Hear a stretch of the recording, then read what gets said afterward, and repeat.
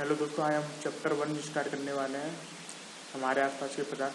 तो मैं सभी से रिक्वेस्ट करूंगा कि हमारा चैनल प्लीज़ सब्सक्राइब कर दें, तो आपको आगे वाली वीडियो मिलते रहेंगे और ये वीडियो मोटिवेट भी करेंगे।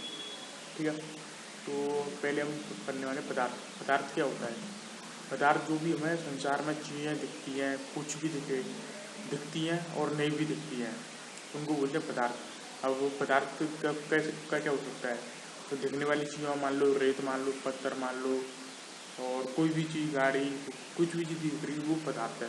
और ना दिखने वाली चीज़ों में क्या है, हवा, सुगंध, ये भी पदार्थ में आते हैं। ठीक है, तो पदार्थ क्या हुआ, कैसे पहचाने कोई चीज़ पदार्थ है कि नहीं है। तो पदार्थ के लिए आपको बस एक ही चीज़ ध्यान रखनी है कि उसका कुछ ना कुछ आयतन होगा और कुछ ना कुछ उसका द्रव्यमान यानी वजन होगा।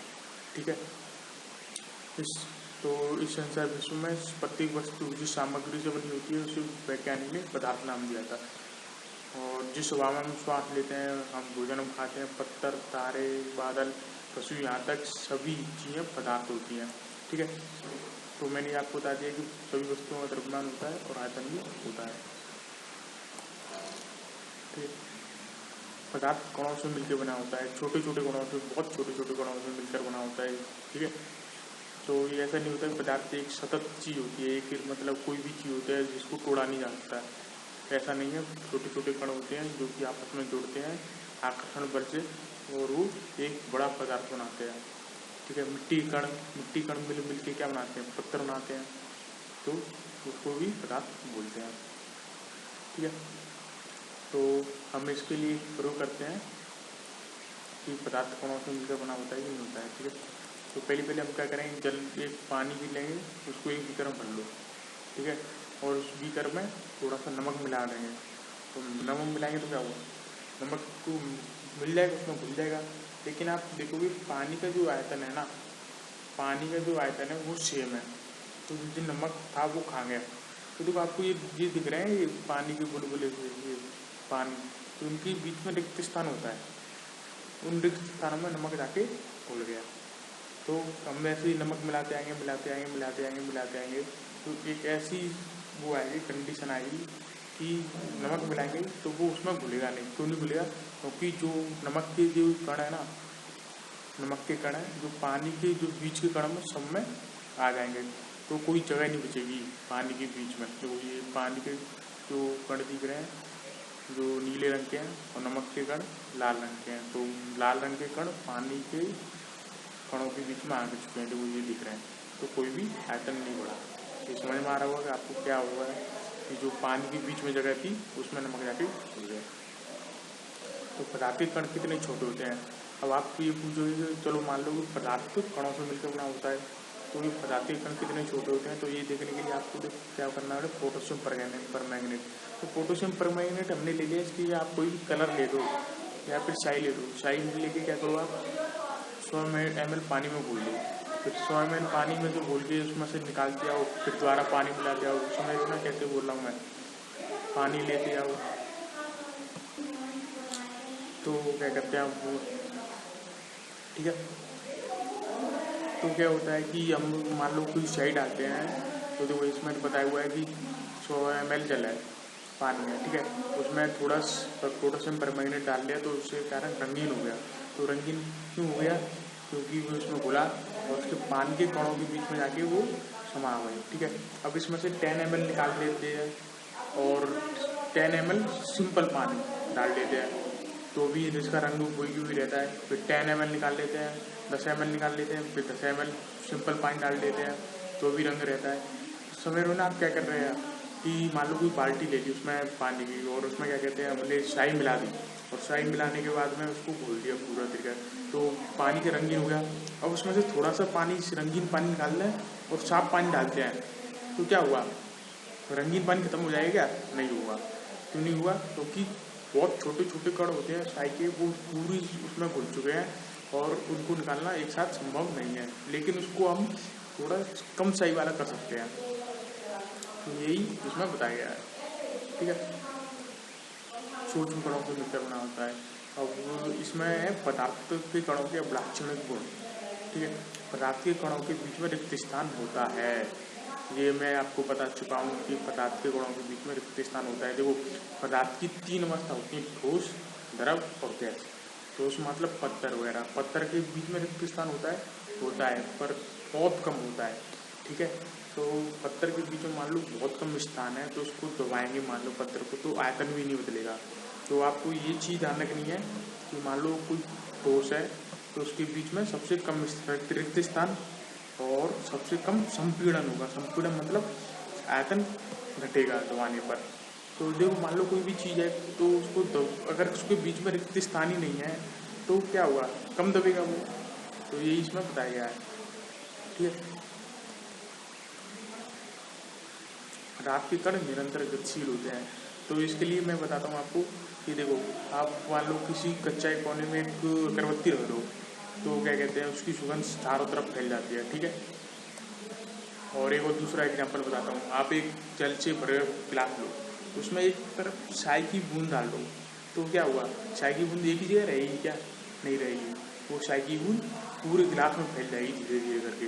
तो क्या होता है, ये क्या कहते हैं, पदार्थ के गुण जो होता है, पदार्थ के कण हमेशा घूमते रहते हैं। तो आपको ये 2 चीज़ समझ में आई है।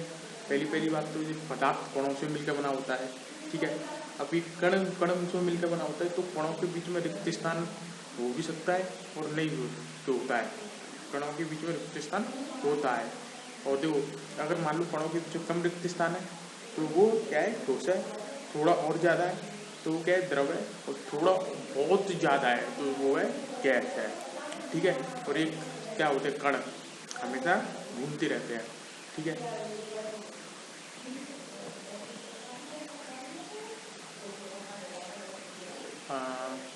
जो और पदार्थ के कण निरंतर गतिशील होते हैं, अर्थात उनमें गति ऊर्जा होती है।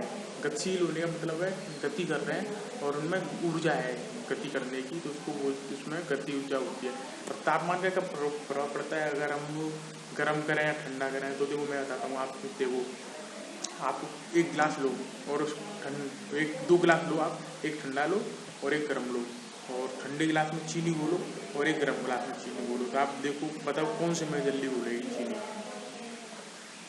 मैं बताता हूँ, ठंडे में जो क्या है, बहुत धीमे घुलेगी चीनी। क्यों घुलेगी, क्योंकि जो गति होती है घुलने की वो कम हो जाती है तापमान। ठीक है, और जो गर्म चीज़ होती है उसमें गति होती है घुलने की, वो बहुत ज़्यादा हो जाती है, क्योंकि पदार्थ के कणों की गति बढ़ जाती है। तो तापमान बढ़ने से कणों की गति तेज हो जाती है। तो ठीक है,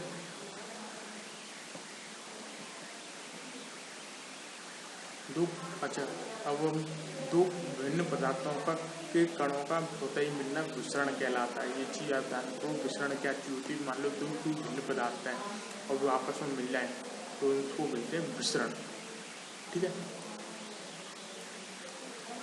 और विसरण कब तेज होता है, जब उसको गर्म हो दो, गर्म कर दो तो तेज हो जाता है विसरण। ठीक है, पदार्थ के कण एक दूसरे को आकर्षित करते हैं।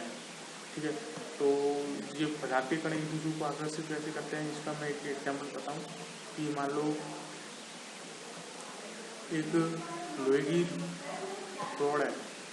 ठीक है, लोहे की रॉड लो और उसको क्या कहते हैं, नहीं, एक रबड़ बैंड लो, आप उसको खींच के देखो तो क्या हुआ, पहले तो खींचाएगा वो जितना खींच सकते हो, लेकिन वो क्या हुआ, छोड़ दोगे तो आप अपने आप अपनी शेप में वापस आ गया। तो ये क्यों हुआ, क्यों, आप सोचिए। ये इसलिए हुआ क्योंकि पदार्थ के कणों के बीच में आकर्षण बल होता है, जो कि पुनः उसी अवस्था में आने का कोशिश करता है। तो इसका एक बेस्ट एग्जाम्पल यही है, रबड़ का टुकड़ा, जो कि खींचने पर बड़ा होता है, हो जाता है, लेकिन छोड़ देने पर वो पदार्थ के कणों के बीच आकर्षण होता है तो उसी शेप में वापस लौट आता है। ठीक है, अब इसमें बताओ। ठीक है, अब इसमें पूछा जाए कौन कौन से पदार्थ हैं। ठीक है, तो पदार्थ का मैंने आपको बता चुका हूँ कि पदार्थ क्या होता है, जिसका आयतन हो और जिसका कुछ ना कुछ द्रव्यमान हो। तो जरूरी नहीं है कि उस चीज़ को हम देख सकें या ना देख सकें, जरूरी नहीं है। ठीक है, तो देखो, कुर्सी का आयतन भी होता है और द्रव्यमान भी होता है, वजन भी होता है इसका। वायु का कुछ वजन भी होता है और ये द्रव्यमान भी होता है, आयतन भी होता है ना वायु का। आप सोचोगे कि वायु तो हम कैसे नहीं नाप सकते, आप वायु का मैं एग्जाम्पल बताता हूँ, वायु का वजन होता है कि नहीं होता है। जो सिलेंडरों में गैस होती है उसका वजन होता है कि नहीं होता है, बताइए, होता है ना, उसका भी आयतन होता है। तो वायु पदार्थ है। स्नेह क्या होता है, प्रेम का कोई वजन होता है, आयतन होता है, नहीं, तो ये नहीं है। गंध आ रही है मान लो किसी चीज़ की, तो मैं बताता हूँ गंध, आप सिलेंडर की गैस का देख लो, सिलेंडर की गैस होती है उसमें गंध होती है, आप तो उसका क्या कहते हैं, सिलेंडर वो कहाँ से आ रही है, सिलेंडर से आ रही है, सिलेंडर में कुछ ना कुछ वजन तो है उसका, ठीक है। तो ये भी पदार्थ में मानी जाती है, लेकिन स्पेसिफिक होनी चाहिए। घृणा मतलब दुश्मनी, ये दुश्मनी का वजन कोई नहीं होता। बादाम पदार्थ है, विचार पदार्थ नहीं है, शीत नहीं है, शीतल पेय मतलब पदार्थ है, वजन है, आयतन है, इत्री का सुगंध ये पदार्थ नहीं है, ठीक है। अब इसमें एक क्वेश्चन है, गर्मा गर्म खाने की गंध कई मीटर दूर से ही आपके पास पहुंच जाती है, लेकिन ठंडे खाने की मजा लेने के लिए आपको पास जाना पड़ता है। तो देखो मैंने इसका कारण बताया होता है कि जो गर्म होगा, आप एक चीज़ ध्यान रखिए, जो गर्म होगा उसकी क्या हुआ, जो गर्म होगा उसके पदार्थ के कणों की गति बहुत ज़्यादा होगी। गर्म है तो गति ज़्यादा है, ठंडा है तो गति कम। तो जो गर्म खाने सुगंध के का हुआ, गर्म खाना है तो उसकी सुगंध की गति बहुत ज़्यादा होगी, ठंडे खाने से तो पहुँच जाएगी, ठीक है। स्विमिंग पूल में गोता अगर पानी काट पाता है, इससे पदार्थ का कौन सा गुण प्रेक्षित हो पाता है। तो वो मान लो स्विमिंग पूल में आप कूदो, पहली तो पानी कट जाएगा, लेकिन जो पदार्थ के बीच में आकर्षण बल होगा, आकर्षण बल होता है, तो वो क्या हुआ, आपस में आगे द्वारा चिपक जाएंगे, तो इससे हमें पदार्थ के आकर्षण बल का पता चलता है। पदार्थ के कणों की विशेषता मैंने बता दिया आपको, एक के बीच पदार्थ कणों से मिलकर बना होता है, बीच में स्पेस होता है और आकर्षण बल होता है और इनकी में गति होती है, ठीक है। और पदार्थ की अवस्था है, पदार्थ तीन प्रकार के तीन होते हैं, ठोस, द्रव और गैस। तीन चीज ध्यान रखना आप, ठोस, द्रव और गैस। ठोस क्या होता है, ठोस में होता है कि ठोस क्या होता है, ठोस मतलब जिसके कणों के बीच में रिक्त स्थान 0 के बराबर हो, बिल्कुल भी ना हो, उसको बोलते हैं ठोस। और थोड़ा सा ज़्यादा हो उसको बोलते हैं द्रव। गैस क्या होती है, गैस के तो कणों के बीच में बहुत ज़्यादा रिक्त स्थान होता है, ठीक है।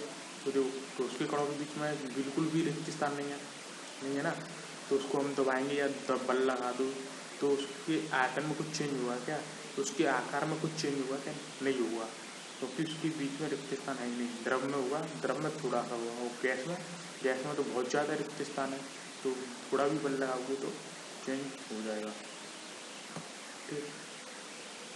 तो आगे का हम 2 समझता आगे का नेक्स्ट वीडियो में करेंगे। धन्यवाद।